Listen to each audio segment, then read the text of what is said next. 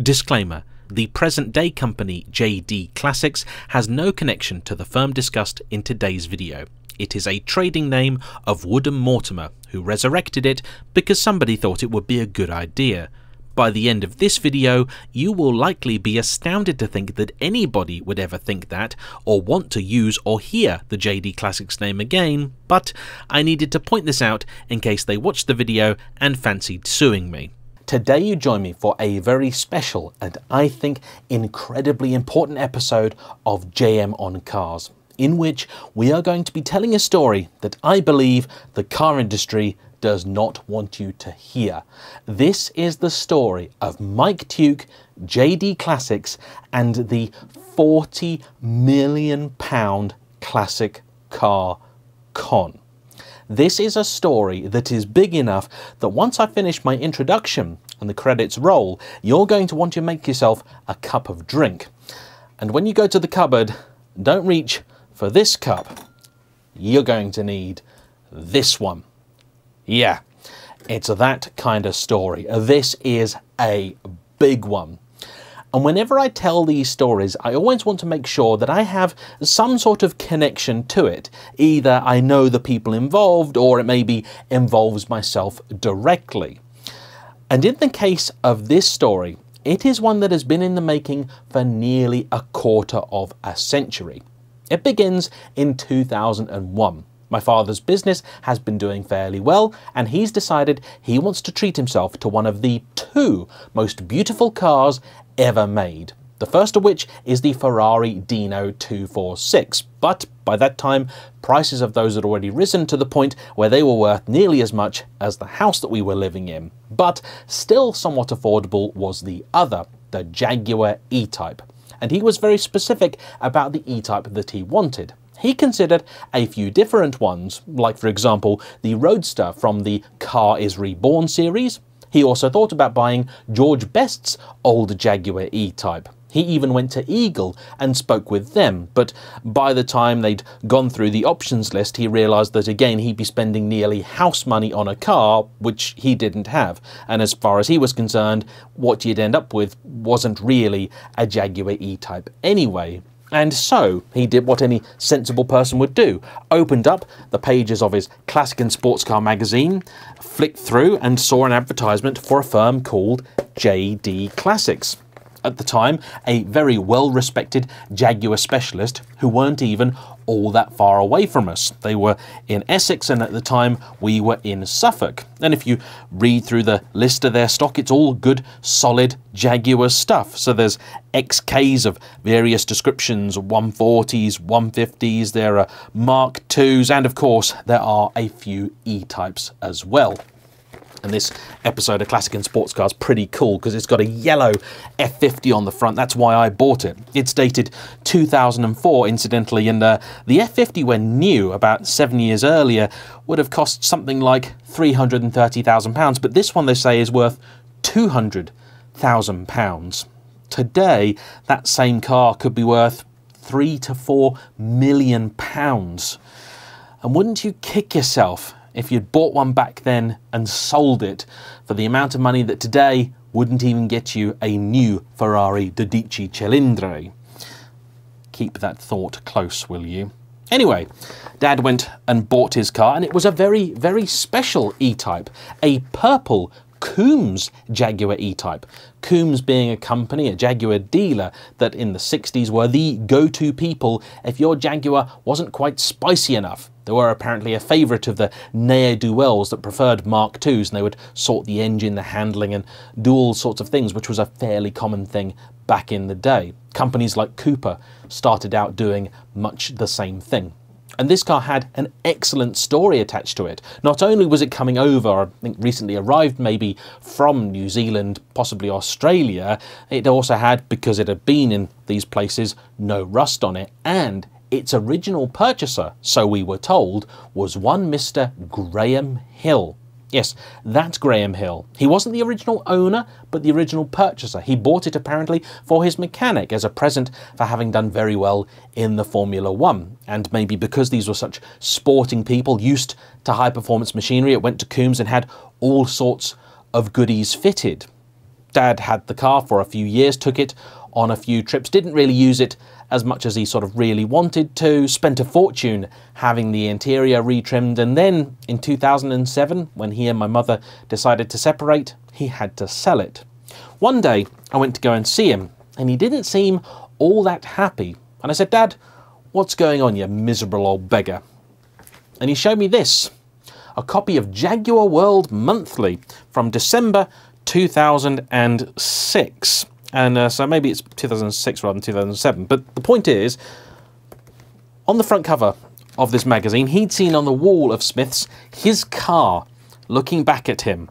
And at this point in time, it was still his car. He certainly hadn't been paid for it. And so he thought, right, what's going on here? Nobody's asked me about anything. And so he opened the magazine up to see his car being driven around the lanes, used effectively as an advertisement for JD Classics. Also took out a big piece next to it, in which they were saying how great the car was, and also having a bit of a moan about Dad, because they were saying how he'd wanted to change the interior, and the man at JD, Mr. Derek Hood, had said this would be a terrible idea, but you know, it's the owner's choice, and yada yada yada. There's talk in here about the crankshaft and the flywheel being lightening, the car being blueprinted, and lots of work that had been done to it. The car was sold, and we knew at the time that the price Dad got wasn't really a very fair price, but he just wanted it gone, and at this point a couple of grand here or there was not something he was going to be arguing about. This, as far as I was concerned, was probably the last I was ever going to hear of that car or of JD Classics. Then, about 10 years later, I saw somewhere that they'd been put into administration by a wealthy gentleman who'd spent a lot of money with them, and they promised him that he could make money with classic cars, and it hadn't quite turned out that way. And, you know, I thought, well, that's a little bit harsh, but not really surprised, you know, they didn't really do us any favours. So, you know, these things happened, not a tear was shed. A couple of years after that, I was then actually filming with a pair of Jaguar press cars. And while I was doing a video, not actually on one of them, but instead a Datsun 240Z, I was mentioning that my dad once upon a time had this E-Type, and that I actually would have preferred the Nissan, but that I wanted to put a picture of the car in the video. And all the ones I had, well, they were old digital cameras from 20 years ago, me as a child not being very good at taking photos, so they weren't decent. I recalled, though, that a German magazine had actually done an article on the car a few years before, and I somehow found it, and they were good photos.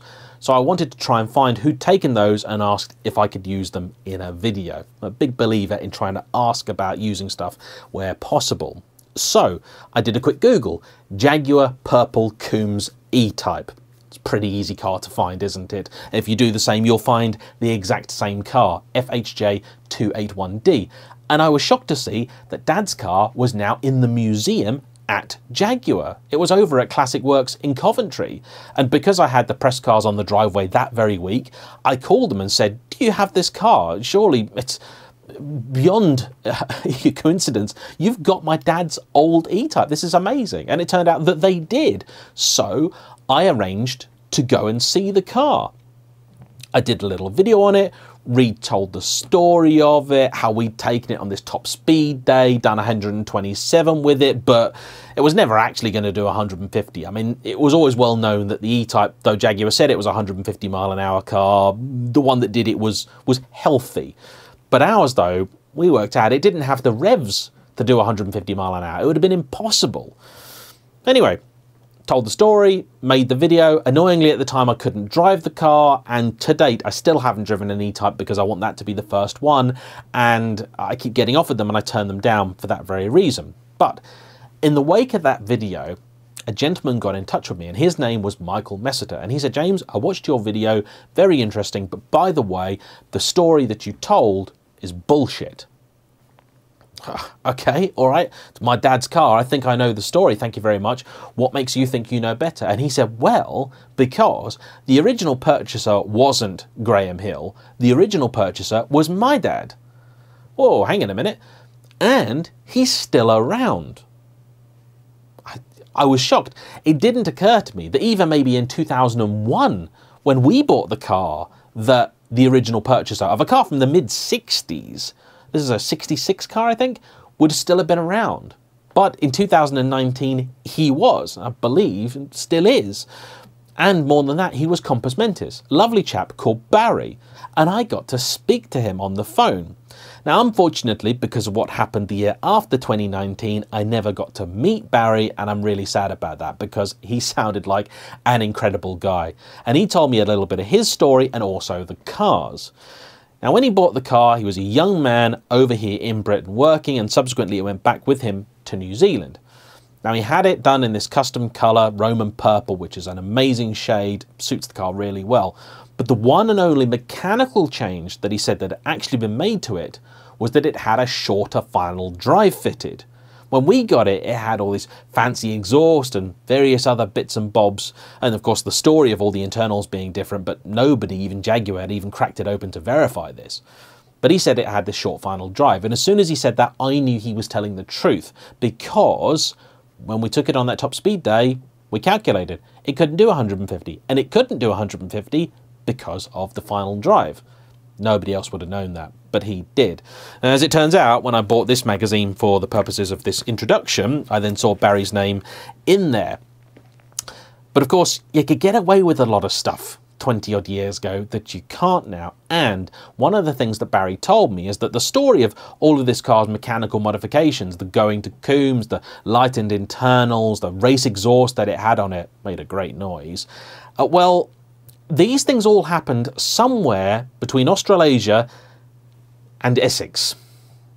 They certainly didn't happen back in the 1960s. And he was in the process of compiling a complete history of the car, and they had all of it from new to the present day, with the exception of 2001 to 2007, when they had no idea where it was. And I was at least very happy to say, well, I knew exactly where it was. I basically slept above the thing.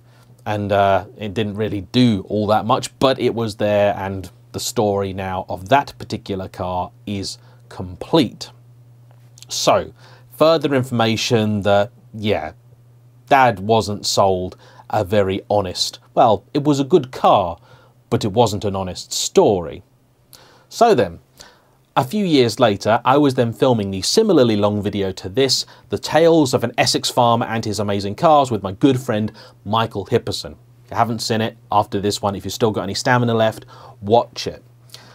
When we were done, he said, James, have you seen this, the JD Classics thing? And I'd heard, of course, vaguely about it. And he said, here, I've got the 96-page court report detailing what went on. And he told me a few of the specifics of it. And I thought, crikey, this is amazing. So I borrowed it off of him.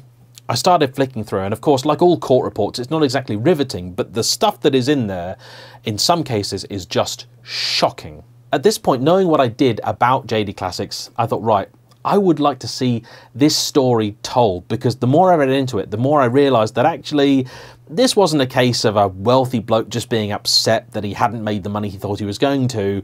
This was more sinister than that. And so, while I was doing the research for making this potential video, I got in touch with Wilmot, the company that had worked with Mr. Tuke, the claimant in this case. And it turns out they are classic car litigation specialists. And I didn't even know such a thing existed. So I got in touch with them and said, would you like to maybe help out with the video, translate some of the legalese, explain to people what the importance of particular terms is? And they said, well, maybe potentially, but before we go anywhere, we really need to speak to Mike and see if he's happy. So they put him in touch with me. We had a chat, bit of a back and forth, and agreed to sit down and have lunch. So we met up at a quiet little pub in the countryside, and I said to him, look, could you please, just so I've got the story, tell me what happened. And he did. And I would love to say that it's an unbelievable tale, that I couldn't possibly believe what happened. But I do. And it did. And after having heard it, I asked him and I said, would you actually be so kind as to share this story on camera with my audience? Because I think people deserve to hear it.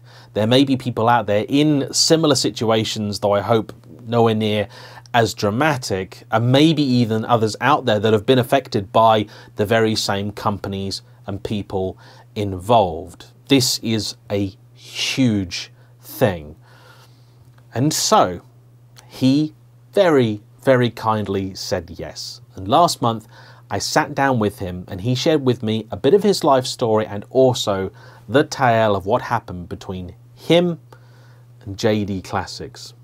So now's that time. Get out the biggest mug you've got, fill it with your caffeinated or decaffeinated beverage of choice.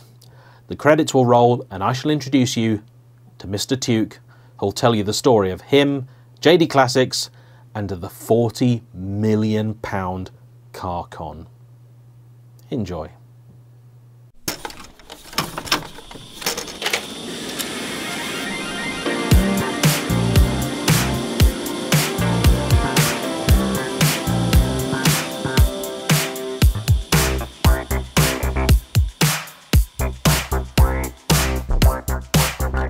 Goes back a long way. Now I'm 76. Trying to remember that far back is not straightforward. But yeah, I was one of five. I was born down south. Mum and Dad were both from York, and they came down immediately after the war looking for work.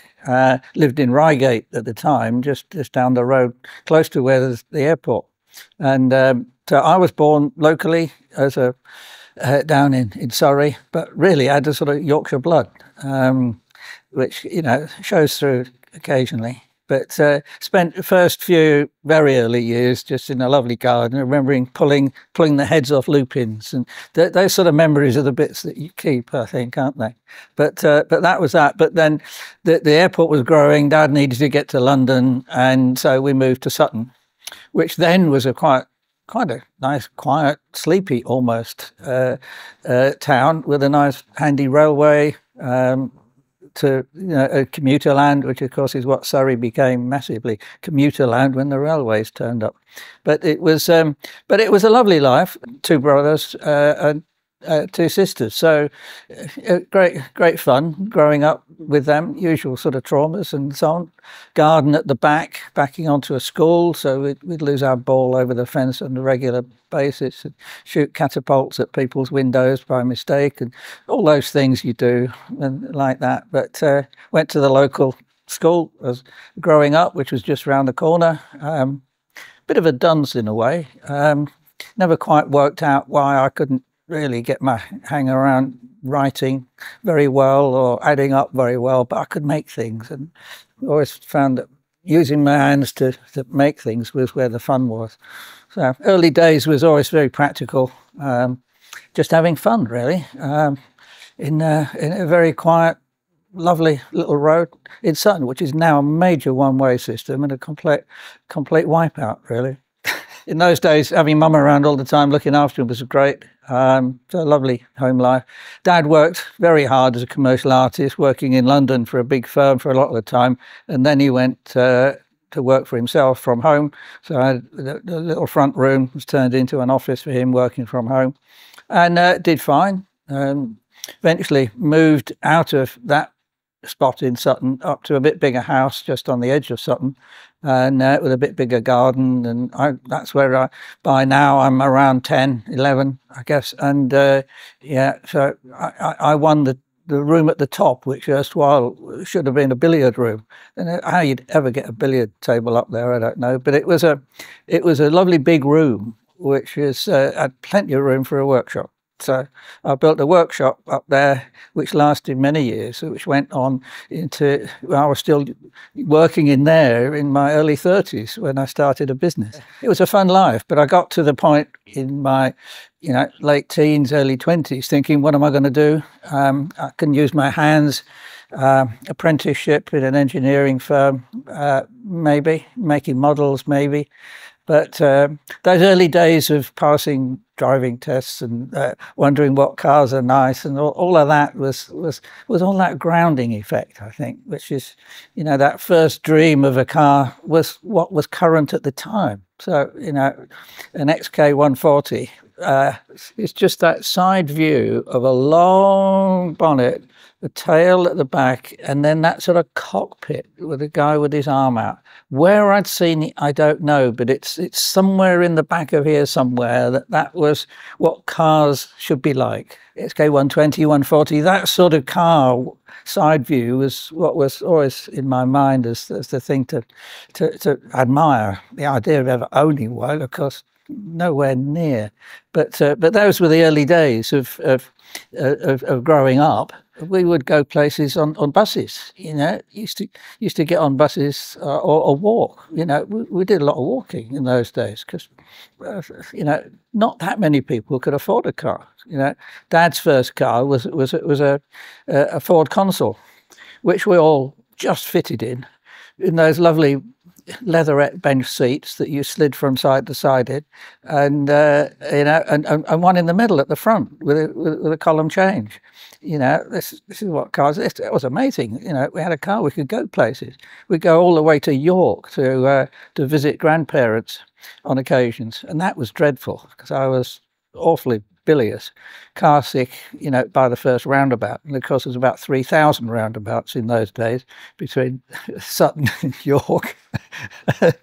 But yeah, Dad progressed quite well. Eventually got to owning a Jaguar XJ6, which was his dream. And then a Van den Pla as well. So yeah, he did nicely on cars as time went by.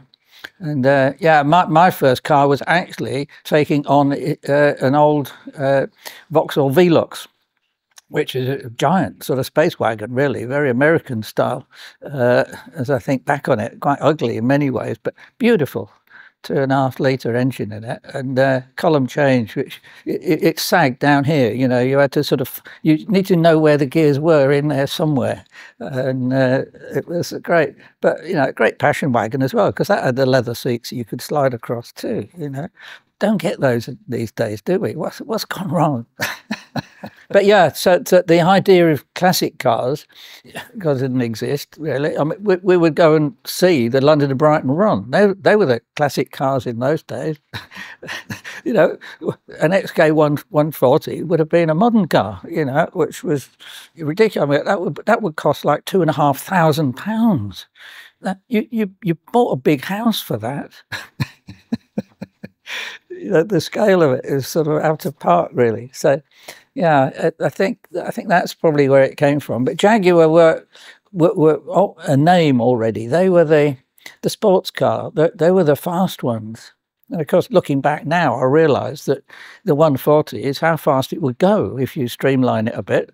I didn't realise that at the time, but you know, Dad's Consul was pushing it to get to 60, same as everything else. That was how fast cars could go. Of course, the roads weren't great in those days anyway, and all these bloody roundabouts. But all the same, you know, the Jaguar must have been in there somewhere because it was special and sporty, and didn't really come across racing in any sphere.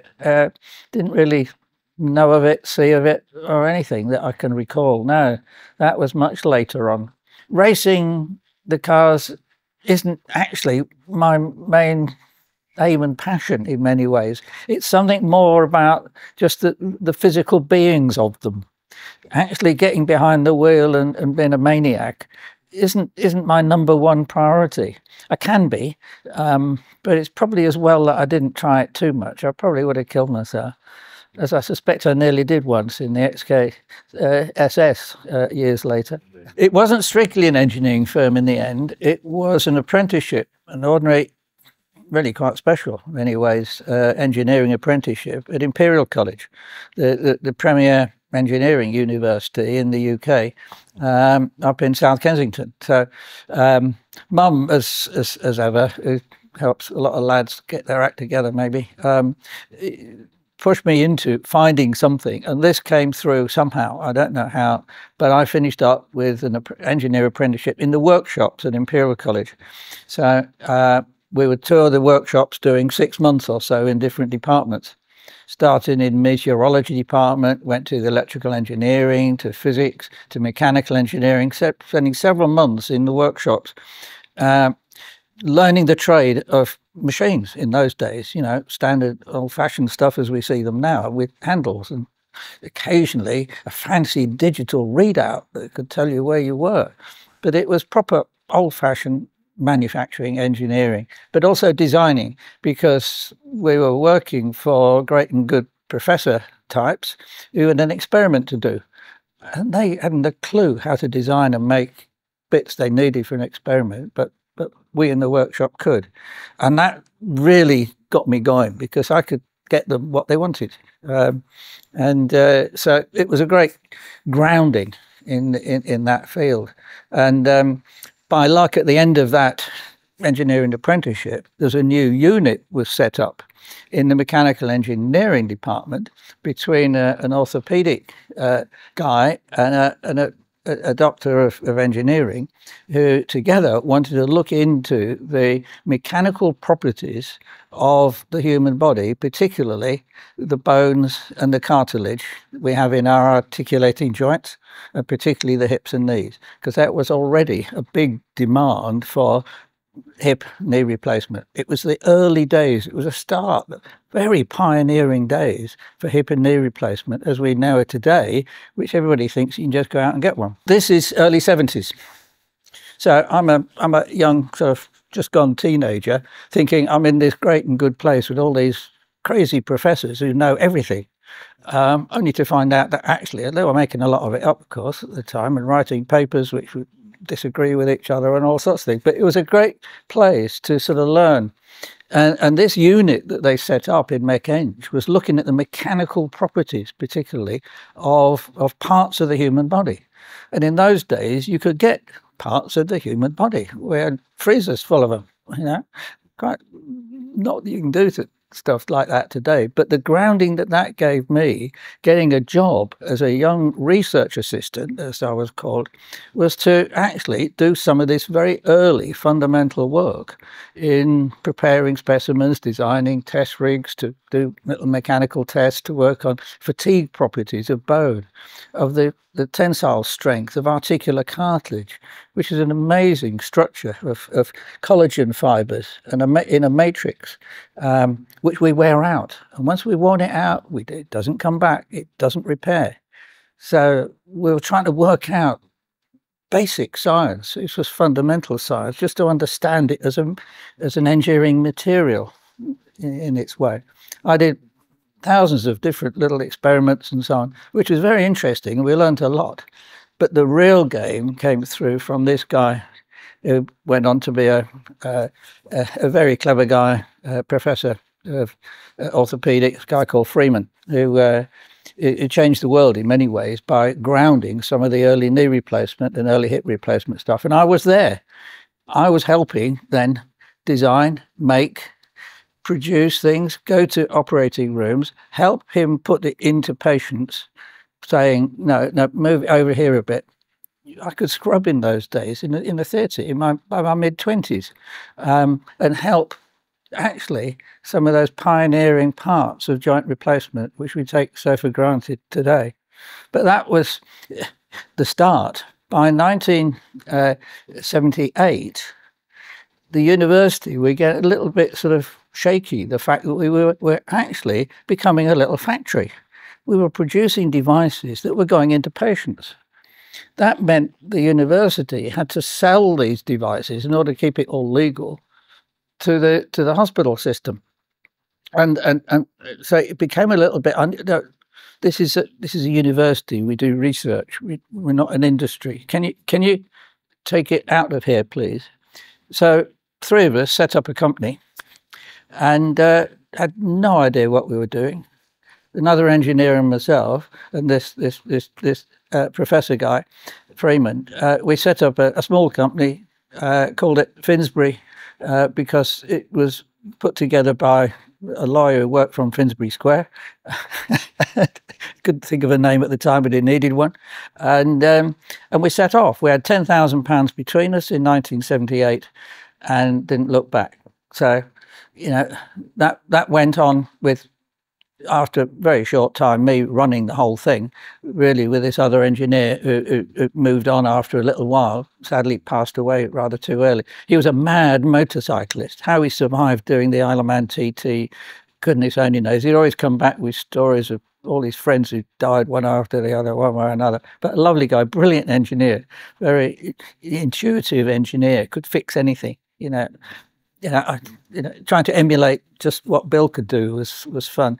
But it was part of what we did. I ran it as a business from the business side of it and the manufacturing side. Did a lot of subcontracting work, and and that sort of transparent went on through getting married and working from taking this little business to my mum and dad's house, where I had a little workshop where we were producing things, selling them back to hospitals and to distributors and so on. So we slowly built the company from that £10,000 and didn't take any money from anybody all the way until eventually sold the company in 2009. I mean, in the orthopedic world, what had emerged in those 60s and 70s was that hip replacement was starting to happen. John Charnley was the main man up in Wrightington in the UK, and that was a big part of what fired up Freeman.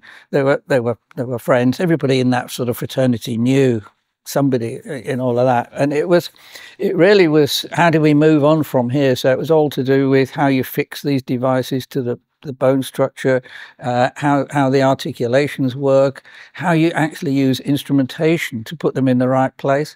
So there's a lot of aspects to it. Some of the big ones that we came through with was, one of them is a knee replacement, which actually now is changing the world today in what we call a medially stable knee.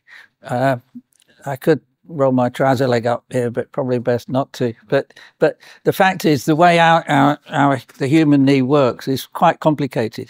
And when you think about it, when your legs stand out like this, that sort of rotation is happening in your hip. As soon as you do that, you can do it at your knee.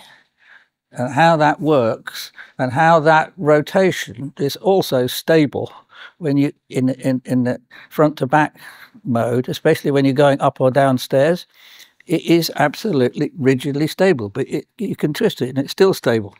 All right, that mechanism is incredibly clever. So by having cadaver knees, I knew that 3D geometry and how those ligaments work to do that. So one of the most proud parts of what I've brought to knee replacement that's out there today is a mechanism that reproduces that as best we can. And all the other ones that have evolved through the world, and most people are still getting, don't do that. This one does, and all the big manufacturers are now catching on. It's taken 30 years for them to catch on that actually there is some mechanical design work that allows that knee to work better and allows patients to have a much more normal feeling and acting, fundamentally, knee, which will be stable AP. So that's one. And the other one is hip resurfacing, which I came into a bit later on via a different orthopedic surgeon who had this crazy idea of combining things that had worked sort of way back in the 60s. But two bad things. He said, putting them together, actually, I think we can turn that into a good thing. And he was right.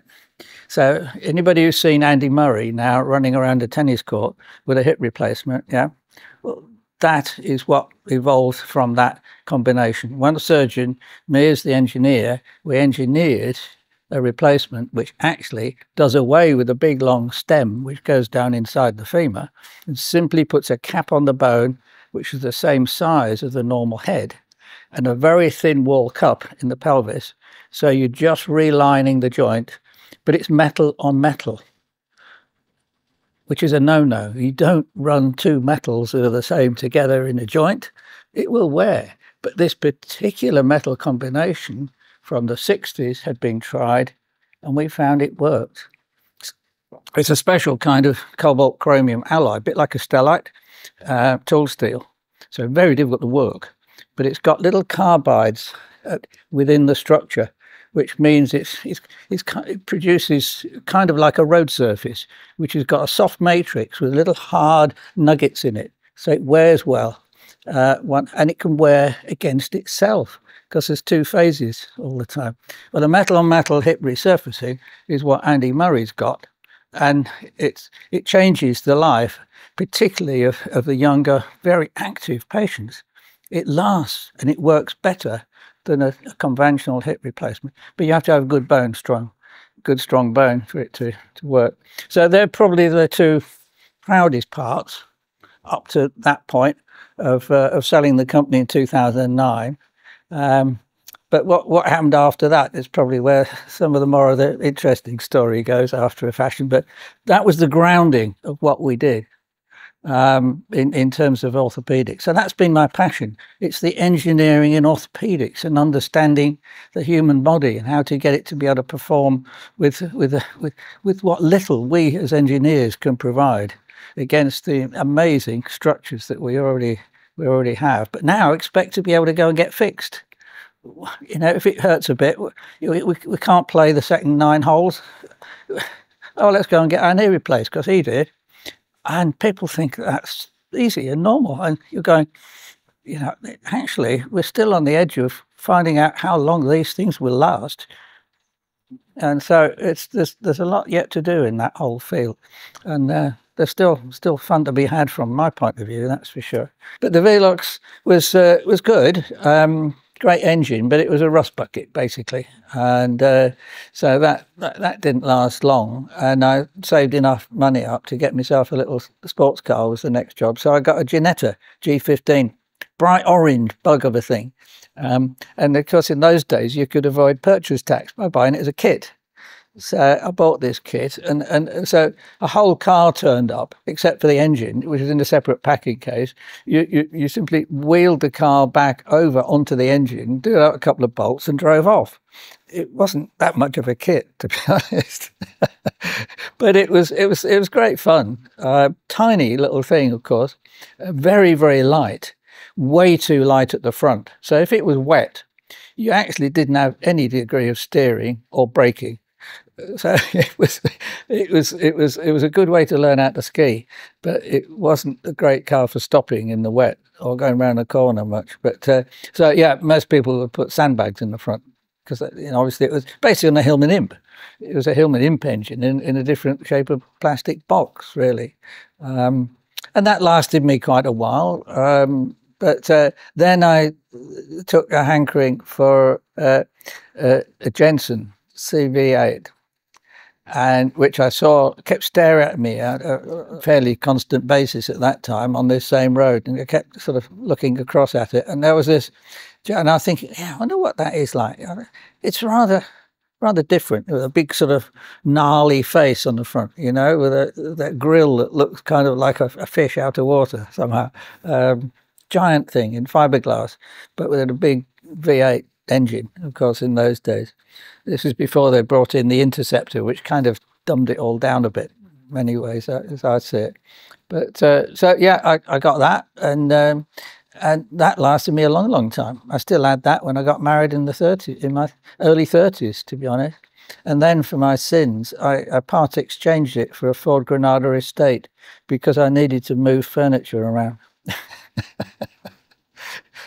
I did get another CV8 many years later that came up in auction, and it brought it back, but it wasn't quite the same memories in a way.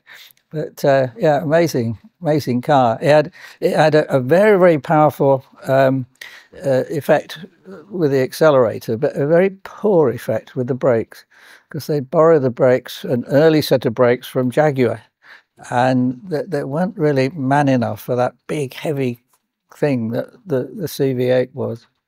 That was basically the early stage of cars until getting married, and then it went into boring things like the Ford Granada, but that didn't last long. Volvo estates and all the rest that you have to have when you've got a small family. The 2000s were an interesting period. The company had been growing quite fast through that period. Got a really good development team I worked very closely with. We could bounce off each other. When you get the right team together, somehow it's amazing how ideas just come out of nowhere.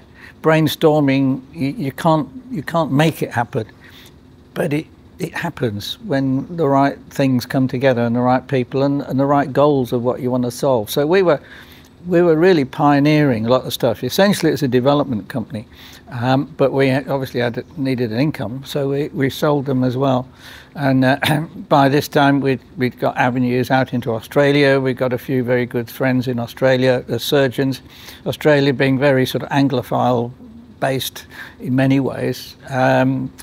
Unfortunately, a long way off, but that was a great avenue, and a place where prices were quite strong, so we could make decent margins when we sold to Australia. We sold things to various other of the big companies. We manufactured metal-on-metal hips for several of the big companies for many years.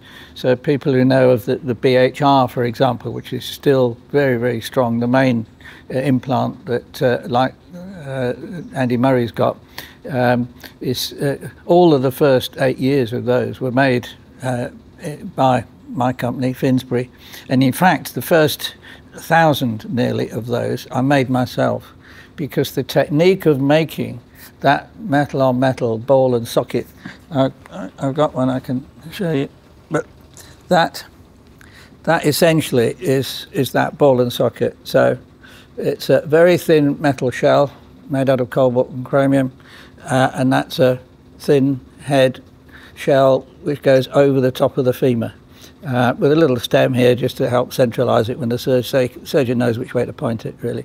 But essentially that articulation of those two pieces of metal are pretty special.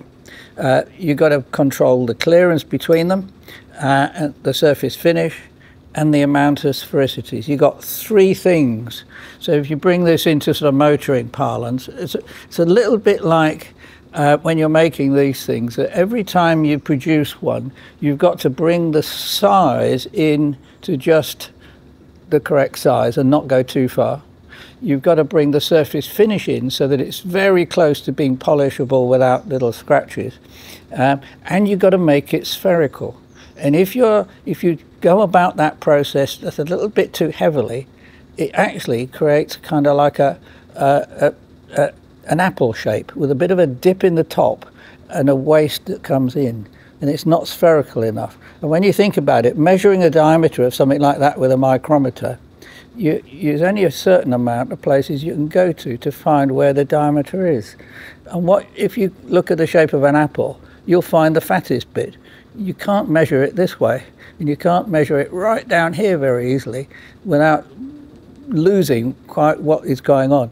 And we mustn't make them too big, because it needs to fit that with a tiny amount of clearance. And all those same problems exist in that bit of metal too. That has to be incredibly spherical. It's not even hemispherical, so there is no diameter to measure. But you've got to control the diameter, the surface finish, and the degree of sphericity on both of those components. I learned how to do it on a very old lathe with a hand drill and a set of honing stones and a special fluid which we lubricated it with. And that would spin in the lathe, and we'd have a honing stone that comes in, and then you oscillate it around whilst this is spinning, and you cut it. And the pressure you apply, the grade of stone, all of those things can create all of those aspects in a sequence as you get closer and closer to the diameter and a measuring system. So to get those to act like that, those two have to be submicron in terms of sphericity and diameter control. This is a special pair that I made as part of that time in that learning curve, and tried to get my proteges to come in and learn how to do it, because I was having difficulty making them fast enough on my own. And I was working 7 days a week for weeks, just producing these things because the demand was going through the roof. But what that can get you, this is completely dry. If I put that in there and just run that around, it's very smooth. But if I let go of that, it stays together. So that degree of sphericity and control was what we developed. And it's what stood the test of time, and why those things work in guys like Andy Murray. That was a particularly sort of fun part, although it was incredibly hard work. First 1,000 of those made myself. But what goes from there is that period was quite good fun. We'd taken the same process into making these things in ceramic, which would move it another stage. So my dream was always to go into a ceramic version of this same geometry with thin wall cup for the pelvis, which meant you could get a normal sized ball and socket instead of a tiny one, which enormously improves the range of motion, and dislocation rates go completely. Too many patients still have a dislocation of a small diameter ball. It can jump out more readily and it can impinge. So that was always the dream. And as those 2000s went on, we developed a ceramic on ceramic version of virtually the same thing for a total hip to start with. And one of the big American corporations saw what we were doing. We'd got it on the market. We were selling quite a few of them already. And they came and made overtures to come and buy the company. So by 2009, that was a tempting opportunity. And they were going to take us on, expand the whole company, move it on into the big wide world, which we could never do. I would stay on as a consultant to do things. So it was an ideal life. I would semi-retire and maybe go and play with a few cars or something crazy. And so 2009 was that watershed of selling the company to J&J Dupuy, big international orthopedic company. Very strange evening where these things always happen sort of in the middle of the night. You can't get to an agreement and sign things till about 4 o'clock in the morning. Then you all go down to the pub. So that was an excursion into a pub in London where all the sort of barrow boy types turn up early to go to the pub for a drink before they start work at 4 in the morning. It was an interesting one. It meant the next day was a bit painful, but there I was suddenly, you know, a multi-millionaire. I'm thinking, wow, is this real? What's going on, you know? I saw to it that, you know, my staff and the company would continue and help them with a bit of finance as well to see them through. And so everything bright and lovely. It was coming up to Christmas and I'm thinking, wow, no, what next? I really must go back and visit Derek Hood at JD Classics, because I've always wanted, I'd already got an XK 140 I'd bought from Derek in around 2004, having come across him I think in some magazine. He had an outfit then in a field at the back of Malden in Essex, in a barn, but I bought an XK 140. All seemed jolly, lovely car,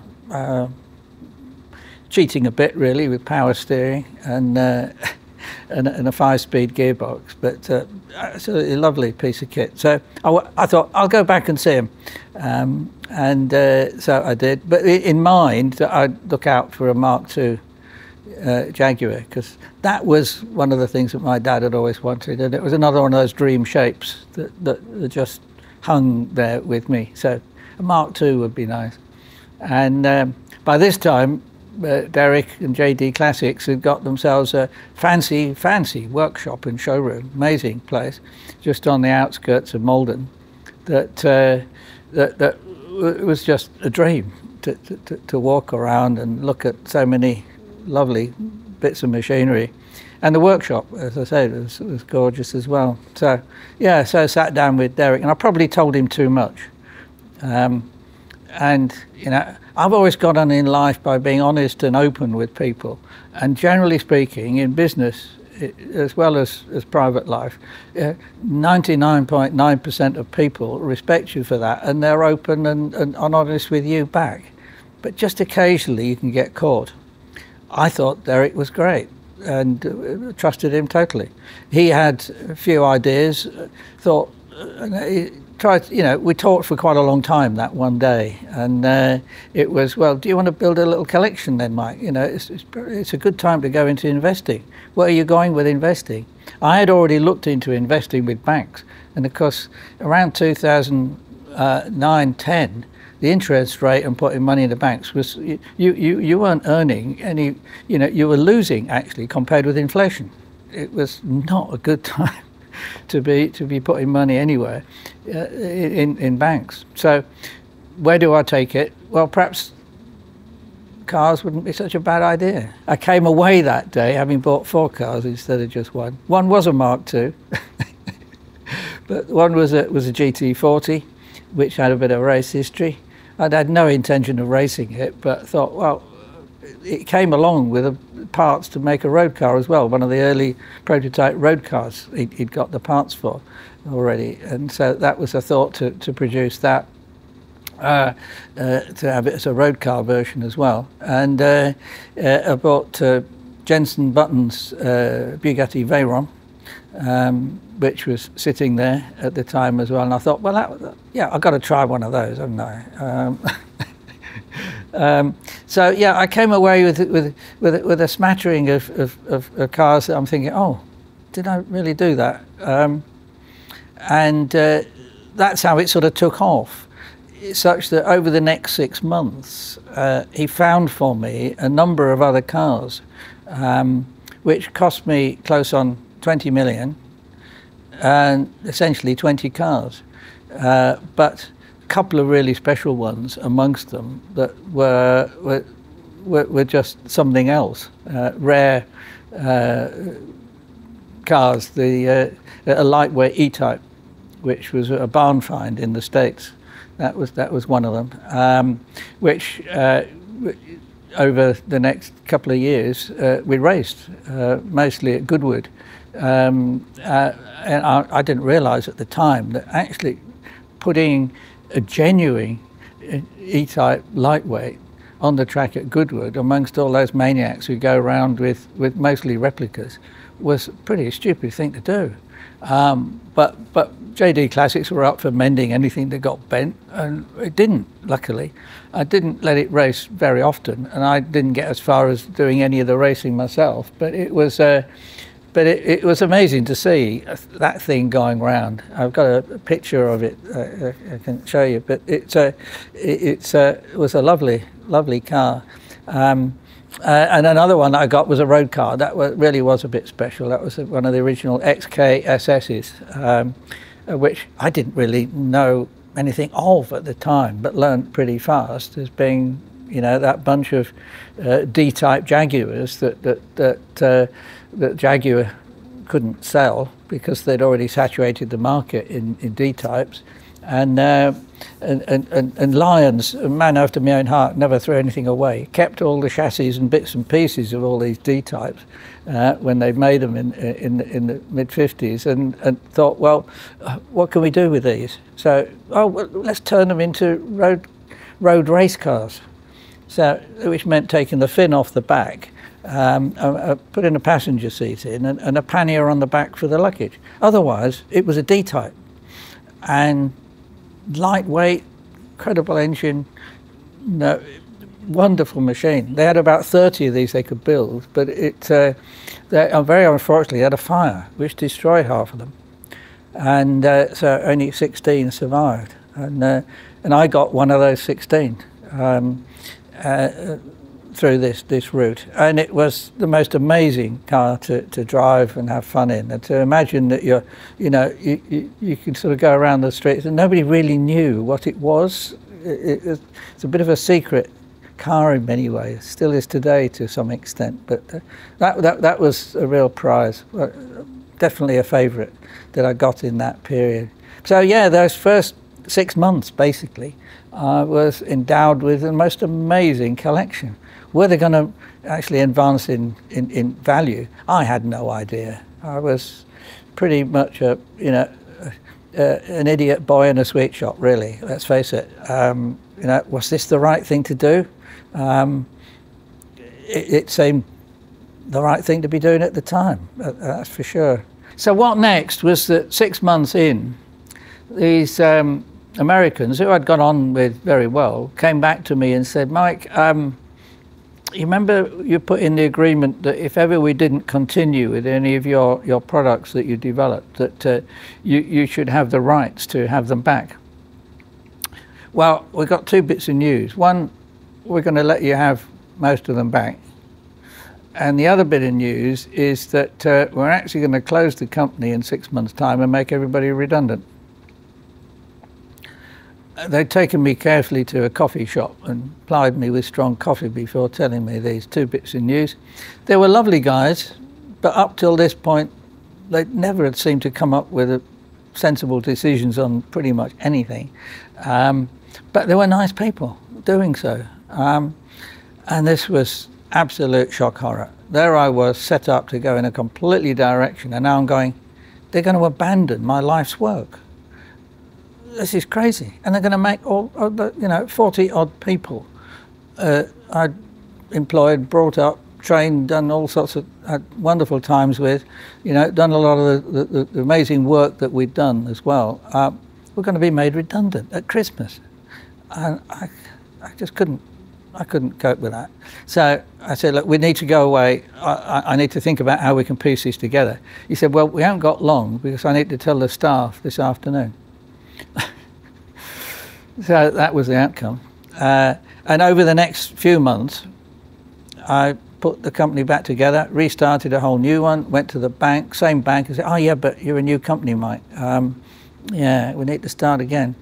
So the upshot of that was, of course, I needed money back. And I'd spent too much with JD Classics. I still got tax bills to pay. I still hadn't had all the money out of the company sale, out of escrow at this point. So I'm going, shit, this is suddenly rather bad news. What do? I can't just let it go. I've got to restart. This is crazy. So the obvious answer, go back to Derek Hood, JD Classic, and say, sorry, Derek, but I need to sell all those cars again. You sold them to me easy enough, so you sell them.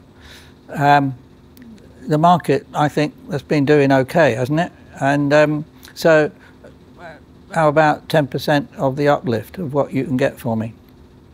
And he agreed, in writing, luckily, because we did a lot of transactions and buying cars and selling cars later as time went on via emails, which are very strong legal evidence, it turns out.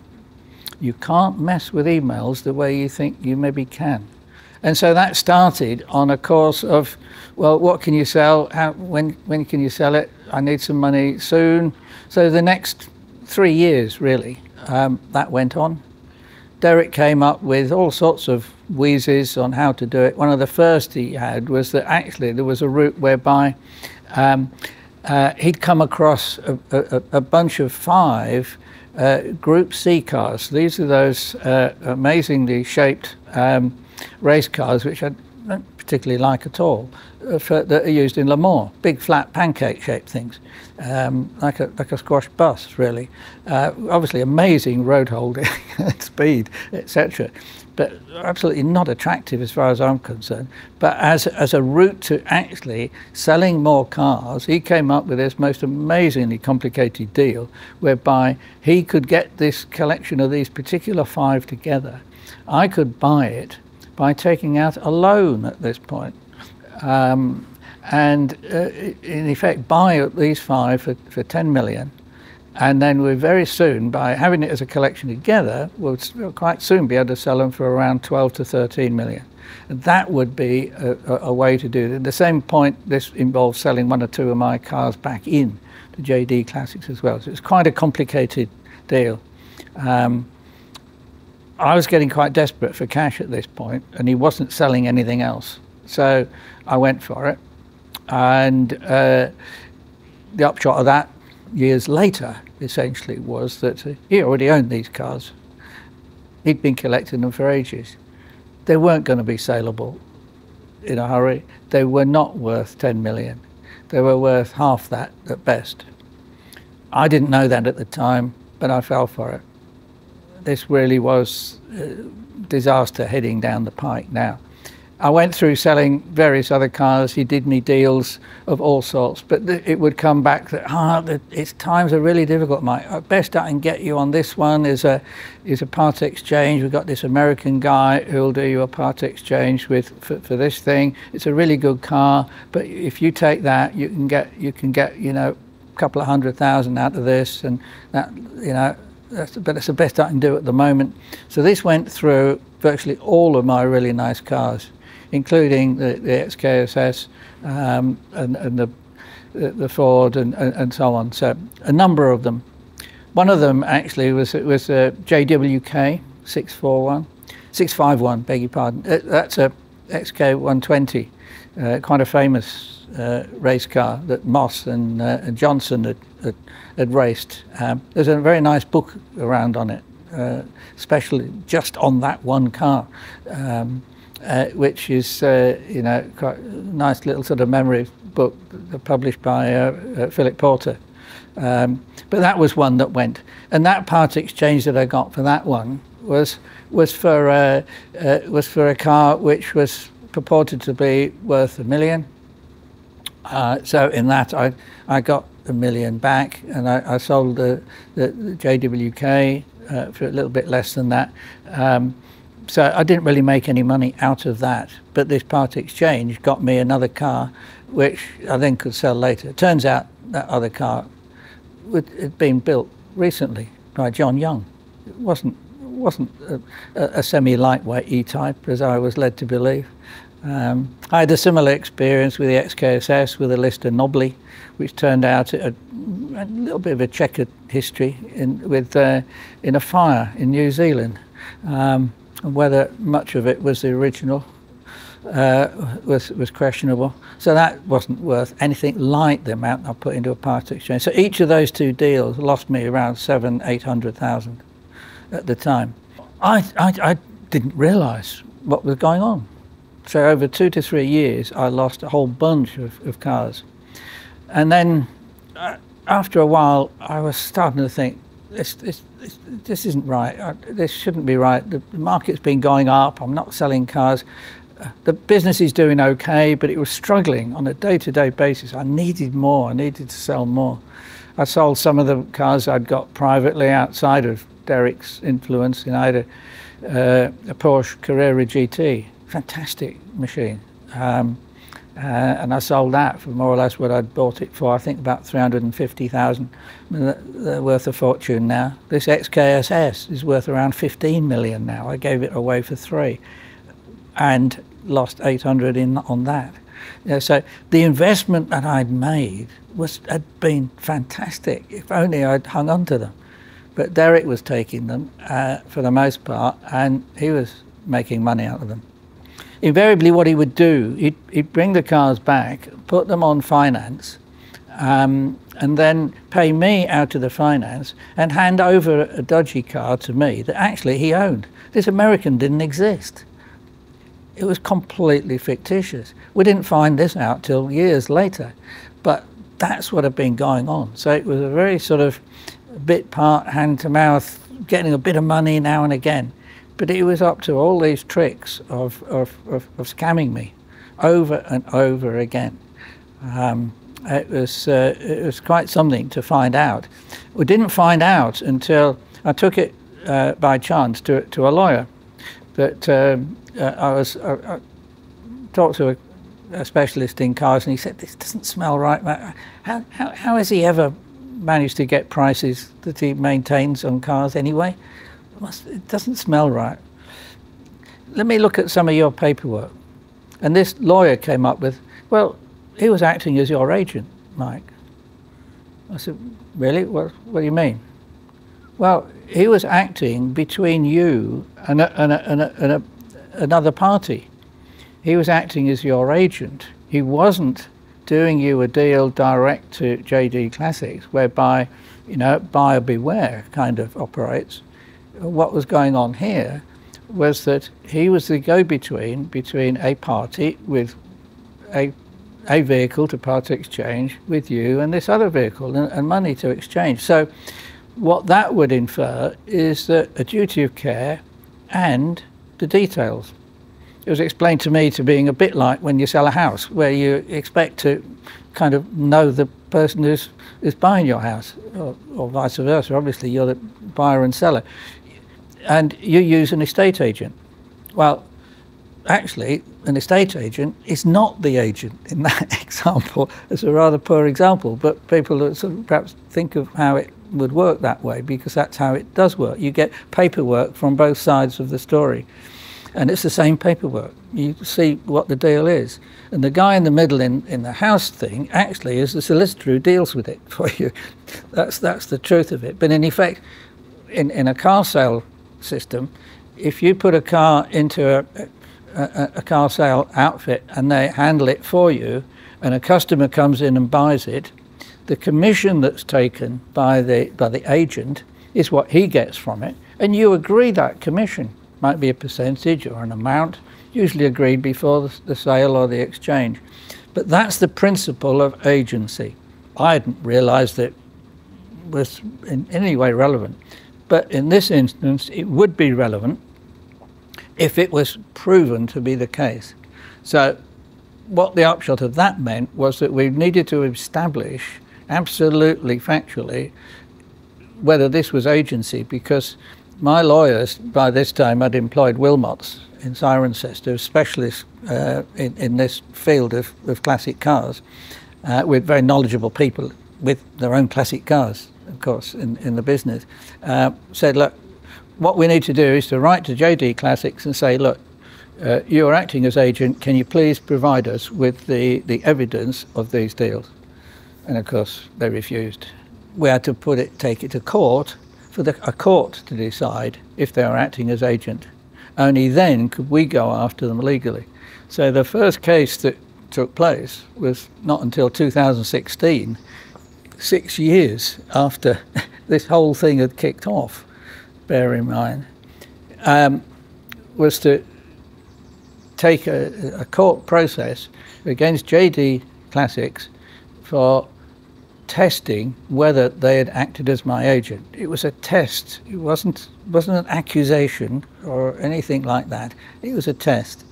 That went before a judge in the High Court in London, in the civil court, proper wig stuff and all of that, quite scary really. Not where I expected ever to need to get to, simply to establish whether this had been agency. And after several days of interviewing and evidence in all directions, a lot of rigmarole and detail, but the upshot was, yes, JD were acting as my agent, and the judge actually went as far as to say there's something else going on in here. There's some, I can't remember the exact wording offhand, but it was dealing was not correct. There were some illegalities being perpetrated as well. That kind of shook the world up a little bit, because that day, coming out on the court steps, there was a newspaper guy took a picture of me on the court steps, smiling because I'd won. All I'd won was this case. It got me costs, of course, which was useful. And that sort of opened up then what hit the press very soon after, that JD Classics had a court case against them. In the meantime, up until this point in 2016, Derek had sold a big slug of JD Classics to Charm Capital. It's a PE company coming in from Italy. I think it was the first transaction they did. So they bought part of JD Classics from Derek, and that meant that effectively they owned and ran JD Classics. So this court case drama was news to them, and put a bit of a scare around. I, with my lawyers, got to go and meet them and the directors of JD Classics in one of their lawyers' rooms, and we didn't come out with any conclusions of what next, but they kind of knew what next was coming. And not long afterwards, they fired Derek Hood. They obviously had taken a much closer look at the business that they'd bought, which I would have presumed they'd done a fair bit of due diligence on.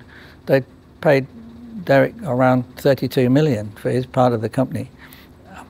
they'd missed all sorts of stuff that had been going on within JD Classics of the like that I saw, and lots of other things that were being going on.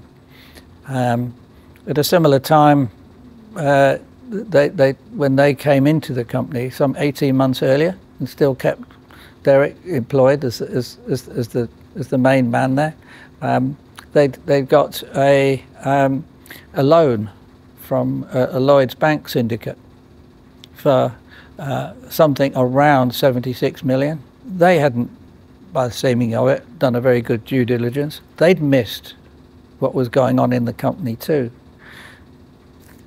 How's that happened? And asked me.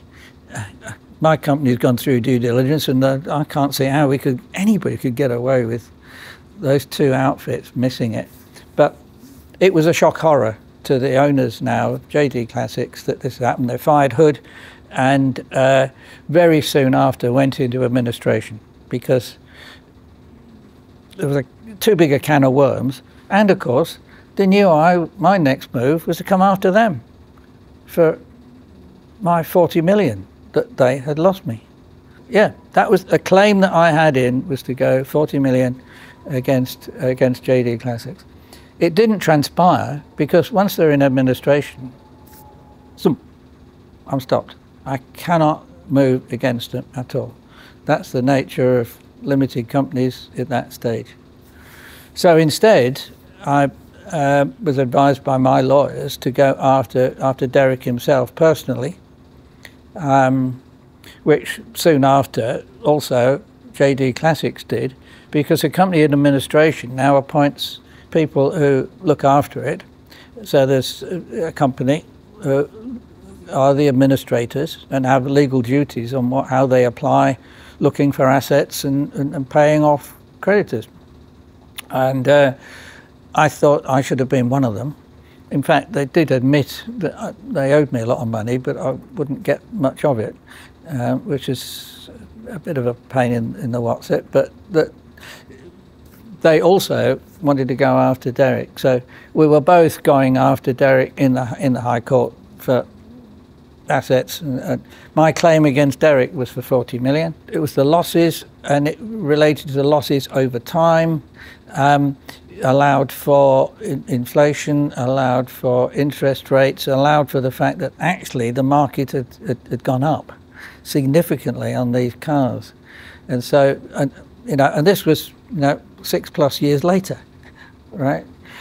So it was a long time after the whole event that the timing had come through. Now we're out into 2018 by all of this is happening through this court case.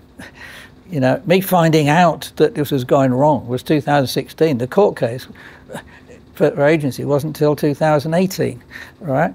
And me taking Derek to court didn't happen until 2020, because that's the state of the courts. And aggravated by all the parties throwing bricks at it all the way for this little accusation. I know we need to go to court to decide this thing. We're going to try and have it set aside. Lots of tricks that are played through the courts, all of which cost me money. So at the end of all the court cases, 2 court cases I went through with the agency one plus the one against Derek, where it cost me close on £2.5 million cash, which again I didn't have. I was, but you get dragged in. These things are once you start, the only way to back out is to say, you win, and I have to pay him all his costs. I couldn't do that, so I was determined to bring this home. So I went to court against Derek. That, as I say, didn't transpire until 2020. And guess what happened in 2020? COVID landed. So the first day we were in court in March 2020, Derek at this point is defending himself against all of because actually he'd been put into bankruptcy a different way.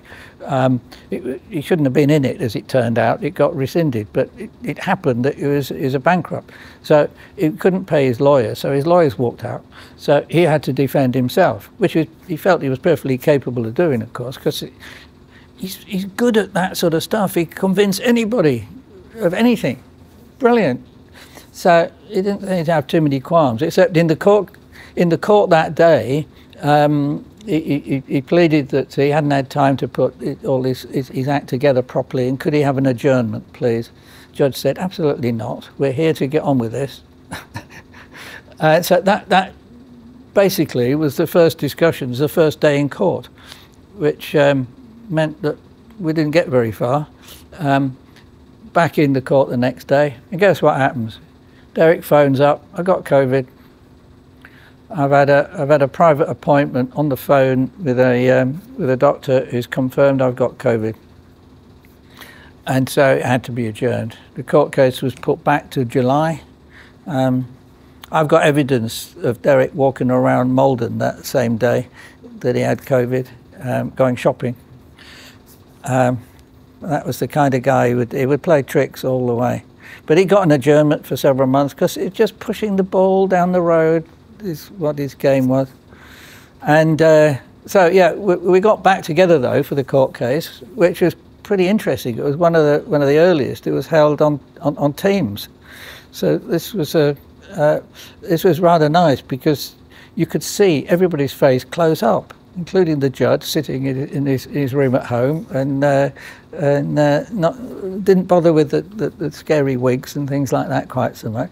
But you saw the whites of everybody's eyes, and that was interesting. That case was essentially 2 weeks. I had quite a few witnesses who were very, very helpful in all sorts of ways, and the end of it was that yeah, I won the day. It was I was awarded 13 million in the end because it got chiselled away and chiselled away. It was helped to be chiselled away by the trustees in bankruptcy, who were aided and abetted to a degree by the JD Classics in administration. They only wanted the award reduced. They weren't the least bit worried that whether Hood was guilty or not. He knew damn well he was, but they didn't want me to win too much money out of it. But that's just another part of the story. But that was the upshot. I'd won 13 million plus interest. How was I going to get that back from Derek? He'd hidden all sorts of stuff away. Goodness knows where. He got bank accounts here, there, and everywhere. The trustees in bankruptcy, who I then appointed, discovered that he didn't declare all his bank accounts. That's what you do. Boris Becker went to jail for not declaring one of his bank accounts. Derek hasn't been to jail for not declaring that, or being a serial fraudster. How does that happen? Which is, a bit annoying, shall we say? But getting the police to be active to put criminals away on fraud is virtually impossible. It's too complicated for them. It's unless they can win in court, they don't take it, and they haven't got the manpower or the money to do it. It's freedom to be a fraud, unfortunately. Well, I'm not advertising that. This is, don't, for God's sake, do it, because someday somebody will do something about it, I'm sure. There's too many crooks out there who will take that opportunity, but sadly, that's the world it is today, in some ways. But this was a pretty scary kind of outcome, because how was I going to get some back? The trustees in bankruptcy I appointed. I've gone after all sorts of assets. Derek had moved property to his wife in trust, and all sorts of various angles on HMRC payments and stuff. That is still going. We're now in 2024. Right? I started thinking, is this smelly in 2014? That's 10 years ago. It's not over yet. I have got virtually none of the money. I share what little bits that the trustees in bankruptcy find with JD Classics in administration, because they can go after money I can't go after them. They agreed a deal with the trustees in bankruptcy that I appointed, an out-of-court settlement for the 54 million that they were after Derek for. So they take 80% of anything that the trustees find, and I take 20. They were going after him for the money that they'd paid him, Charm Capital had paid him for the business, some 32 million, plus all sorts of other things that they found that he'd done wrong, he concocted in books and all sorts of things. They'd come up with this figure. I don't get to see that. That's not something I can get to see. What goes on behind the doors in administration and trustees in bankruptcy are their own rules. I've barely got back out of that process and unlikely to get much more back than what it cost me in costs. None of the damages, my 13 million from Derek, or the admitted debt from JDC of 27 million. I won't see any of that unless the law changes. What happens in administration, again, it's another thing perhaps people should be aware, is that, you know, you're either a secured creditor or an unsecured creditor. So JDC in administration as a company have secured creditors, the likes of banks and other people who you've signed away, you know, various rights to them being first to receive anything in this sort of situation. And then there's unsecured creditors, you know, people who have not got such a deal, the people who have supplied the milk, the guy who's done supplied bits for doing the trimming of the cars. You know, all the ordinary tradespeople are unsecured creditors because you do the work and you hope you'll get paid for it. That means you're unsecured. You're not going to get your money if it isn't there. Whereas a secured creditor, a bank, are so clever. They come in and do due diligence and they know what's going on and they can make a claim against any assets that come up as number one to get their money back. So the Lloyds Bank syndicate, who put 70-something million into the company without very good due diligence, it seems, are number one for getting the claim. They won't get all of what they're after either, because it won't be found. But that is how it works. So beware. You know, an unsecured creditor does get something, to be fair. The law was changed a while ago such that there's a prescribed amount that gets paid over, the maximum of which is 640,000 between all unsecured creditors, of which I was a few in JD Classics, together with the milkman presumably and the guy who did the trimming. So we all got a little bit of that 640,000. So instead of 27 million that they admit that I should get as an unsecured creditor, I got 127,000, I think. When JD Classics, Derek's company, went into administration, that step meant that company still had that name, but is entitled is in administration is part of that. At the same time, a company was set up called Woodham Mortimer, named after a rather nice little village close to Malden. Was set up to take the assets from JD Classics, various cars and tools and goodness knows what that were part of that whole factory setup. Some amazing pieces of kit to put them out for sale and then pay the money back in somehow, I don't know the deal, to the administration company, JD Classics. So it was essentially a vehicle for releasing the assets. So Woodham Mortimer is just a small company put together as a kind of a vehicle. It continued to do classic car restoration and so on. And more recently, it was sold to a very nice gentleman I met briefly, who's from Arabia somewhere.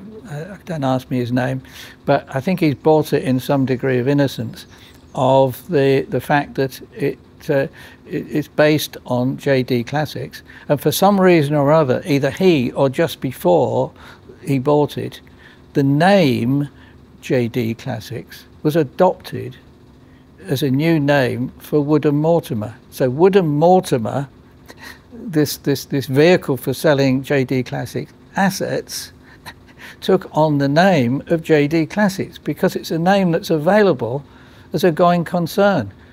It's in no way connected with JD Classics in administration. Quite separate. Completely balmy, to use a name of one of the biggest fraudulent classic car outfits that the world has known, to my view.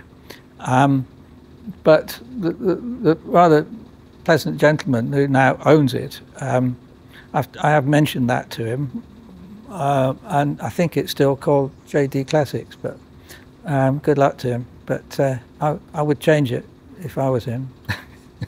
What's happened now? We're at 2024. My little company restarted, was called Finsbury Orthopedics, that I sold.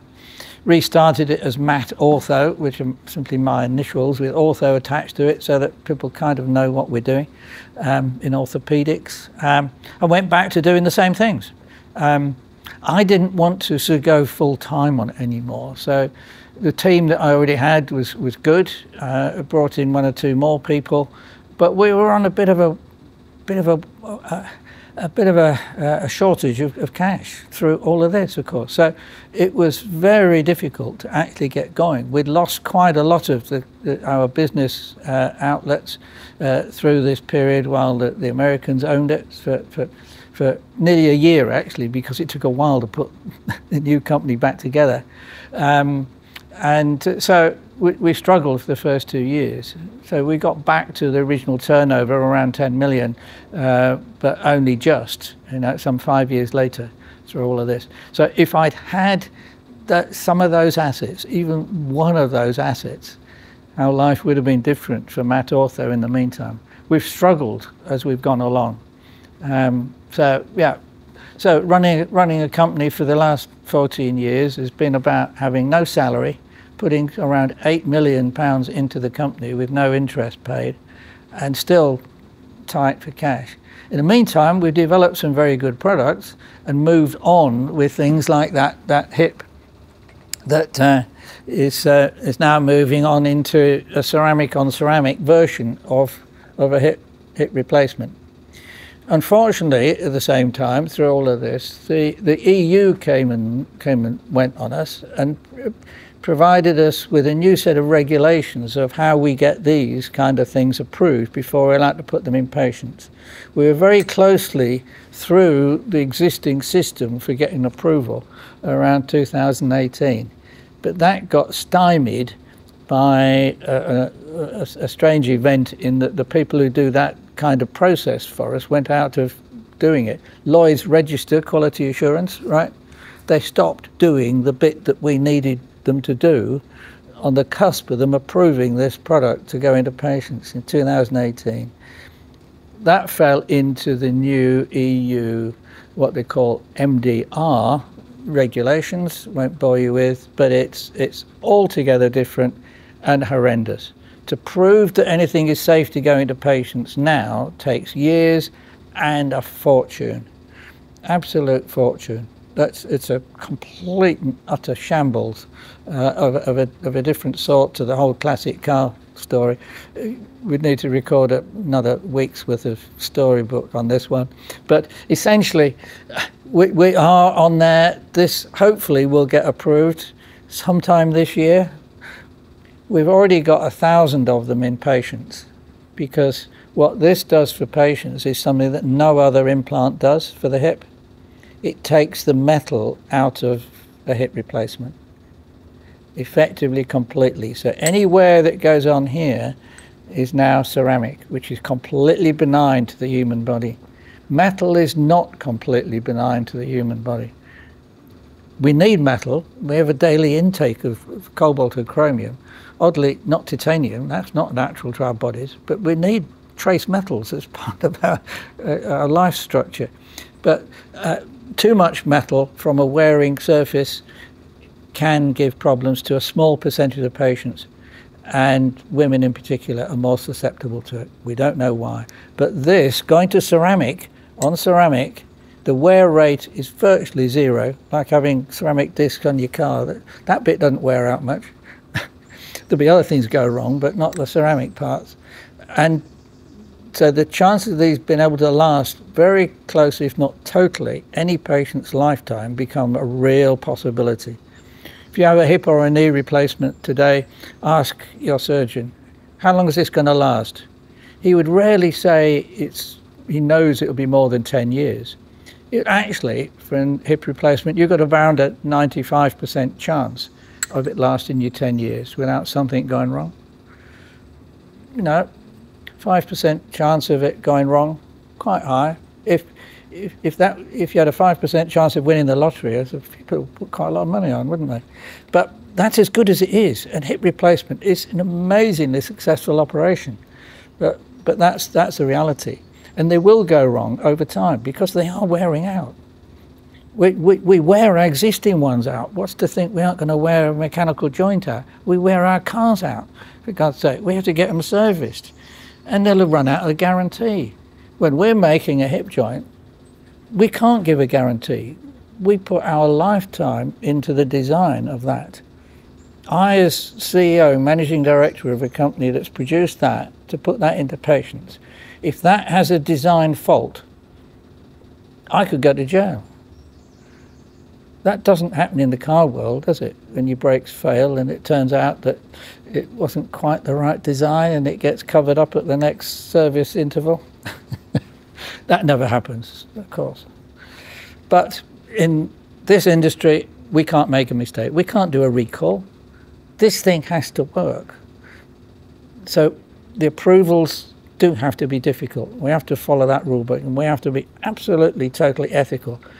But to move on, to advance, a bit like Jaguar always did, you're trying something out. Every time is a new trial. It could go wrong.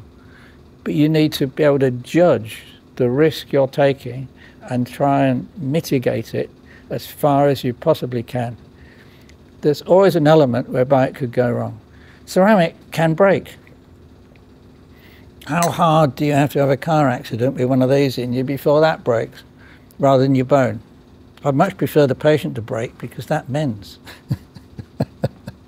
But these are sort of factors. This is what I call fun in the orthopedic world, but it can be a bit scary, to be honest. Where we're at today is getting serious interest from a number of companies to take us again. Would I sell again? Yes, of course, for the right money. We have now brought in a PE, so private equity are on board, and of course they effectively run the show. So I'm chairman in name and I dabble around a bit in this sort of development part, but in essence it's not quite the business it was because it's not mine anymore. But does that matter? It is out there. It's a British orthopedic company, which is a pretty rare thing these days, that's still doing innovation. Innovation in orthopedics, in medicine, has virtually stopped because of the EU rules. That is a serious indictment on where the world's got to in applying regulatory processes that actually stop dead advancement. Maybe I'm leaving orthopedics at the right time if I can find somebody to buy this office. I think they will. This is going to go like hotcakes. So there is a future as far as I'm concerned, and it's fun. The cars, yeah, they've been an interesting experience, but warnings come with it. Don't, whatever you do, get tempted to take somebody to court for fraud.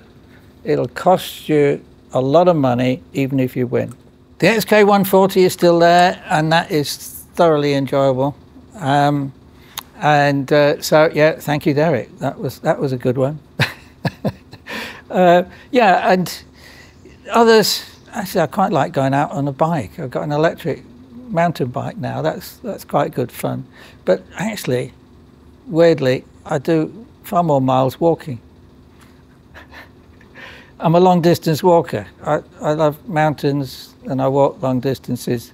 You know, a 30, 40, 50 mile hike is perfectly okay, and you get to relax and dream, and you come back, you always feel better.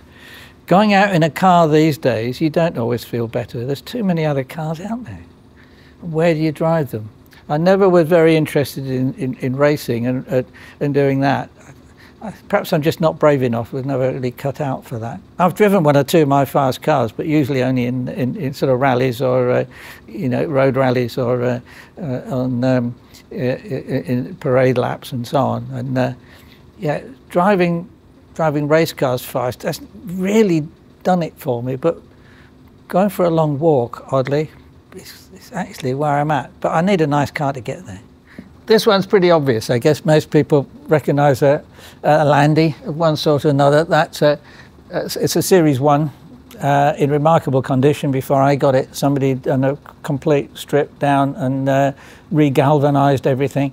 It's very original. I must admit I've added an overdrive, because these days if you take something like that on an A road, let alone a motorway, you feel pretty scared, and you've been able to do 40 to 50 miles an hour, and the thing's screaming at you because you're right up the top end of the gearbox range. So an overdrive works very well, and it's fun to go out in, but not very far, to be honest. But it's a good little workhorse. This little red thing, that's arguably the favourite. It's difficult, you know. What I find is any car you drive, it becomes your favourite for a week, in a way, because you just get familiar with it and it's fun again. So having a few cars, I think I've still got 13. While at times I've had up to 30. I think I've had in total over 100 cars in my ownership, which is not something I was going for a record of, but it may be close to some people's records for personally owning. Don't recommend it particularly. There's a hell of a lot of paperwork involved to do that. But this little red one is one that's sort of right up there in the ones that vibe between that and the 140 there. It's an SS90, which is one of the, you know, SS, strange name, but that was the Swallow Sidecar Company, of course. The name before it was called Jaguar. When Lyons came on and bought the company, making sidecars from the factory up in Blackpool, and the SS was a perfectly good name to have in the, you know, the late 20s, early 30s. But, you know, by 38 they'd got into producing cars, and this was one of them. They didn't make many of the 90s. They went very soon on to making the SS 100, which people are more familiar with, which is slightly bigger engine. This originally had similarly running boards along the side and like a pannier on the back for the suitcases. Very snugly up. You're in a chair hardly any wider than this, together with the passenger seat. So you can't. There's nowhere to put your arm. You kind of got to put it around the other person in there, whoever they are. It's a very low range gearbox, so you're really only happy going up to 50, 60 miles an hour at the most, but it does it very quickly. This one's actually got the uprated 100 gearbox engine in, so it's a 3.5 litre engine. So it goes like stink, very light, and it spent quite a lot of its time doing hill climbs out in New Zealand. So hence it's been slightly heavily modified at the back. But I fell for it in an RM auction years ago, and it's just so good looking. There's something about the classic car. It's the looks, it's the sound, it's the smell, it's the feel. Tell me any electric car can bring those things together. It's just doesn't happen. There's people putting electrics in an E-Type Jaguar. I go, what? You can't do that. Sacrilege. You've got to have all those aspects, and this thing has it in gallons. And you don't need to be you can do 20 miles an hour and it feels like you're doing 500. It's just brilliant. Why is it that you very kindly agreed to share your story with me and the wider world today?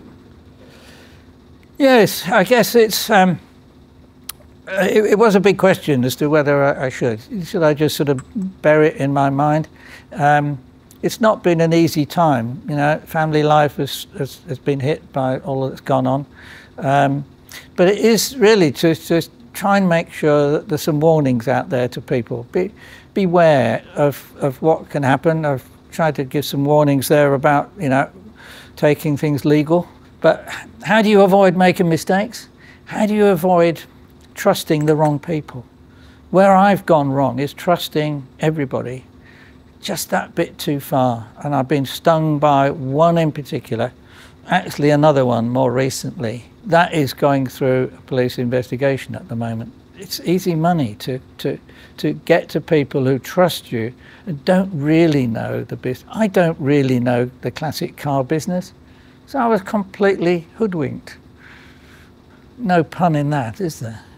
So there we have it. We'd both like to extend a very large thank you to everybody that has viewed today's video, particularly those who did so without hitting the skip button. I know that it wasn't the snappiest of edits, but I also firmly believed that in order to understand exactly what has happened and why I felt so passionate about it, you needed to know the same story that I did. And personally, I found quite a bit of it rather fascinating. However, at this point, we have just the two requests. First off, hit all those buttons down there, like, subscribe, all that good stuff. Secondly, we ask that you share this story with anybody and everybody who you think might be interested in it.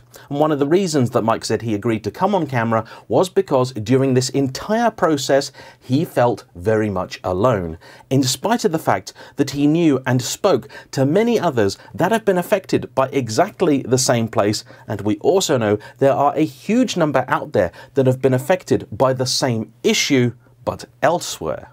And from my perspective, I think it's really shameful that the car world in general has stuck its head in the ground. Because, let's be honest here, used car dealers never really enjoyed that much of a great reputation. But I think a lot of people are labouring under the illusion that once you start talking about multi-million-pound classics and exotics, it's not the same at all. Yet, as you've seen today, all of the same things that can happen to a several £1,000 car can happen to a several £1,000,000 one.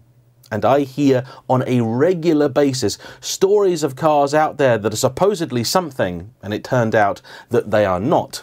And half the time something is done about that, but the other half the time the person who's been burned buries their head in the sand because they don't want to admit what a mistake they have made. And I'm really not exactly sure what is going on here. In this particular case, what confuses me the most is that there have been many instances over the years where people have invested big money, thought they were all going to gain a lot, but then the market changes and actually everybody loses. And this is when individuals can be driven to do desperate things in desperate situations. But that's not what happened here. There was the opportunity for everybody involved to have made a good profit. Yet, somebody clearly felt like that wasn't enough. And the reason behind it, I can only speculate. Perhaps it is the blindingly obvious. But by sharing this story with your help, hopefully we can raise a little bit of awareness of what exactly does go on behind closed doors in the world of exotic classic cars. And if you have a story you'd like to share with me, please send me an email to talk@jayemm.com. Mike has been alone for a very long time, and if you happen to know something that may be able to assist him, I will pass it on. At this point in time, we really don't know what is actually going to happen, and there's a good chance that for some time yet the answer might be nothing. And the real tragedy here is that there are so very many people that have been affected by this who are effectively innocent bystanders. All of the people that work at these companies, most of whom I'm sure had absolutely no idea what was going on. They've been made redundant, and that is never ever a nice thing. You also, in this particular case, have many thousands of patients out there who've been waiting for rather vital operations that have been delayed because of what then happened to Mike's company. It gets very complicated very quickly. The actions of one person can have consequences for many. But anyway, I think that's more than enough for today. Once again, from us both, simply thank you for watching, and I will see you for the next one. Bye-bye.